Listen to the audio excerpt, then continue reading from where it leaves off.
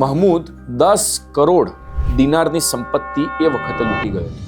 આ વાત ઈસવીસન 1026ની એટલે કે ઓલમોસ્ટ 1000 વર્ષ પહેલાની છે, જેની આજની કિંમત ટ્રિલિયન્સ ઓફ ડોલરમાં ગણાય. અત્યારે કુવેતના 1 દિનારની કિંમત 305 ભારતીય રૂપિયા છે.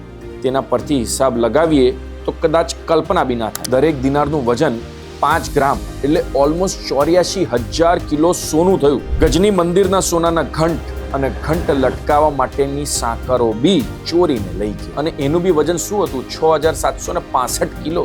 આ સિવાય સોના ચાંદીની મૂર્તિઓ, સોનાના દ્વાર, સ્તંભ પરના સોનાના ઢોર, ચઢેલા પતરા, હીરા જવાહરાત બધું લૂંટી ગયું. આ બધી જ સંપત્તિની સાચી કિંમત કેટલી હોઈ શકે એનો આપણે અંદાજો બી મારી નહીં શકીએ. ગુજરાતની આવી રસપ્રદ વાર્તા હું પહેલા બી કહી ચૂક્યો છું, અત્યારે બી કહીશ, ભવિષ્યમાં બી કહીશ. એટલે અમને સૌથી પહેલા તો ફોલો કરજો અને આ બધી જ વાર્તાઓ દરેક ગુજરાતી સુધી પહોંચાડજો, કારણ કે આપણને ગુજરાતી હોવાનું માન તો છે, પણ ગુજરાતનો ઇતિહાસ આપણને ખબર જ નથી.